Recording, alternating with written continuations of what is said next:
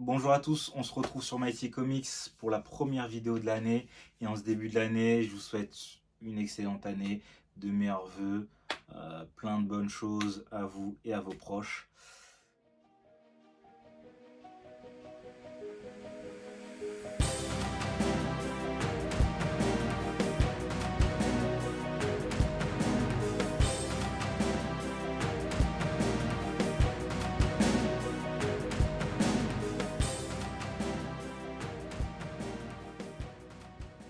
Du coup, dans cette vidéo, on va lancer un tout nouveau format qui s'appelle Monter dans le train. Monter dans le train, ce sera une série de vidéos où on viendra vous conseiller plein de comics à suivre, tout simplement, qu'on trouve utiles à nos yeux, parce que ce sont d'excellents runs, des comics faciles d'accès et des comics récents. Aussi des comics où vous n'avez pas besoin de vous taper 10 ans d'histoire pour être à jour. Et dans ce premier épisode, on va parler de Venom. Venom de Al Ewing et Ram 5, dessiné par Brian Hitch. Alors, avant de commencer ce comics, il faut d'abord vous parler des protagonistes de l'histoire, qui sont bien sûr Venom, le symbiote, mais Eddie Brock et aussi son fils Dylan Brock. Je ne sais pas si vous connaissez son fils Dylan Brock, mais vous avez sûrement dû entendre parler de Venom de Donny Cates. Donny Cates qui a été... Qu'est-ce que je peux dire de Donny Cates? Un roi, tout simplement, avec son run Venom de 2018, dont on vous a forcément parlé si vous nous suivez depuis quelques temps sur Mighty Comics. On vous a rabâché le run de Donny Cates, on vous l'a conseillé d'aller lire. Donc je vais faire un peu une storyline des personnages qu'on trouve dans ce run d'Al Ewing sur Venom. Dylan, c'est le fils caché d'Eddie qu'il a eu avec son ancienne compagne Anne Ewing, et ils l'ont eu d'une façon très bizarre puisque c'est la fusion de l'ADN de Venom qui a fusionné avec Anne justement, qui a donné naissance à cet enfant. Cet enfant, il finira par le confier à Carl Brock, le père d'Eddie.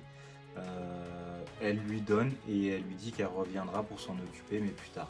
Mais elle n'est jamais revenue des suites au traumatisme qu'elle a eu suite à la fusion avec Venom. Et du coup, c'est Carl, le père d'Eddie, qui s'est occupé de Dylan jusqu'à son adolescence. Dans la série Venom 2018, Eddie se rend chez son père à San Francisco, et quand il arrive chez son père, il trouve un gamin appelé Dylan, et ce Dylan appelle Carl Brock, du coup le père d'Eddie, papa. Et Carl révèle à Eddie qui est son frère, chose qui est fausse, mais bon, pendant une bonne partie du run, Eddie pense que c'est son frère, mais il découvrira la vérité plus tard. On avance un peu dans la chronologie dans Absolute Carnage. Absolute Carnage, c'est un event où Carnage tout simplement fait son retour, Cletus Cassidy, pour réveiller Knull. Attends, mais pause, c'est qui ce Knull? Tout a commencé avec un dieu qui vivait avant toute création dans un vide infini appelé l'Abysse. Ce dieu a créé tous les symbiotes que vous connaissez. Ce dieu a déclaré la guerre à tout le cosmos pour étendre son royaume obscur, mais les symbiotes qu'il a créés ont fini par se révolter contre lui et ont fini par l'emprisonner en se servant d'eux-mêmes comme cage tout simplement. Ils se sont tous enfermés et encerclés autour de lui pour le plonger dans un profond sommeil. Le nom de ce dieu, c'est Knull, le roi en noir, le roi des abysses. Une vraie terreur. J'espère que j'ai été convaincant. Comme je vous disais, Carnage revient sur Terre dans le but de délivrer Knull de sa prison symbiotique, et pour ça, il a besoin de récupérer les codex des anciens porteurs de symbiotes. Les codex, c'est tout simplement des morceaux d'ADN laissés par les symbiotes chez leurs porteurs. Ces codex vont permettre en fait à Knull d'avoir assez de puissance pour se réveiller et pouvoir contrôler les symbiotes qui l'emprisonnent. On avance un peu dans Absolute Carnage. À la fin d'Absolute Carnage, Dylan se retrouve dans une situation périlleuse en face de Carnage, et à ce moment-là, il éveille des pouvoirs. Ces pouvoirs-là lui permettent de contrôler les symbiotes par la pensée et de les rejeter aussi par la pensée. et de les contrôler à distance. Enfin, tout ça, il le découvrira plus tard, mais voilà, c'est des pouvoirs très importants pour la suite. King in Black Knull arrive enfin sur Terre, il tabasse absolument tout le monde, à commencer par Venom, qui à la suite de ça se retrouve en mauvais état, et Eddie finit par mourir brièvement.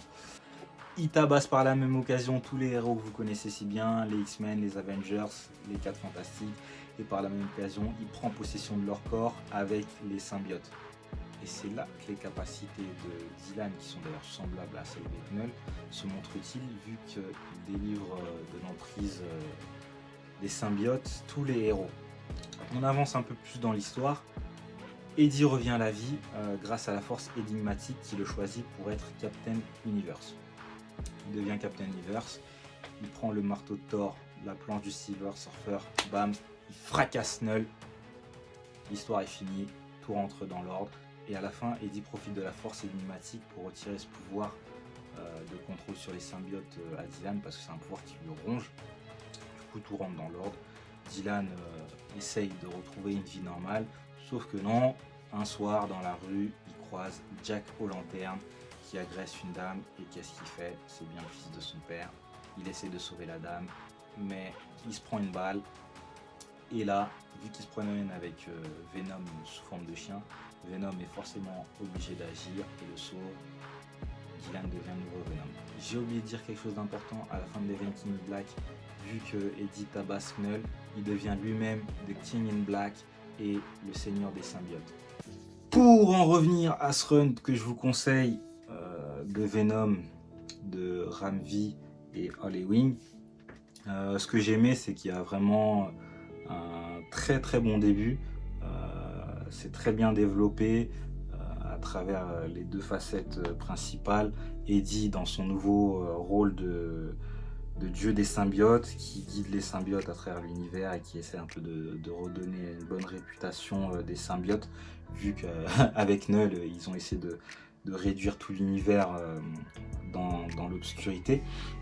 Et Dylan, son fils, qui se familiarise dans une vie, qui essaye de s'intégrer dans une vie normale, entre guillemets, sauf que quand t'es le fils de Venom, rien n'est normal, ça part en problème. Il y a une intrigue côté Dylan et il y a une intrigue côté Eddie. Les deux se retrouvent mêlés à des problèmes. Et ce que j'aime bien en fait, c'est que ces deux problèmes-là, en fait, c'est dans le fond, c'est un seul et même problème avec encore un nouvel antagoniste qui est assez puissant, voire peut-être plus puissant que Knull. Je sais pas, mais en tout cas la fin du run, la fin du tome me plaît beaucoup et j'ai envie de lire la suite. Et la suite sort le 30 ou le 31 janvier. Donc je vous conseille ce run. Encore une fois, foncez. Parce que Venom, il ressort d'une saga incroyable où il a eu un changement de statu quo. Il est passé d'anti-héros à super-héros qui vient de sauver tout l'univers de Knull. Et on a son fils, donc les aventures de son fils qui est nouvelle hôte de Venom. Alors oui, j'en fais la propagande parce que grâce à Donny Cates, c'est devenu mon personnage de comics préféré. Je lui dédie un petit hôtel quand même. Et c'est devenu mon personnage préféré, mais pas que, c'est devenu l'un des persos les mieux développés chez Marvel ces dernières années. Donc continuez à suivre ses aventures dans cette nouvelle série, c'est super important, sachant le rôle important qu'il a aujourd'hui, que ce soit maintenant Eddie en tant que dieu des symbiotes, ou Dylan en tant que nouvelle hôte de Venom. Franchement, pour l'univers Marvel, va vraiment falloir suivre Venom d'encore plus près, même s'il était déjà au centre de pas mal de choses entre 2018 et 2021.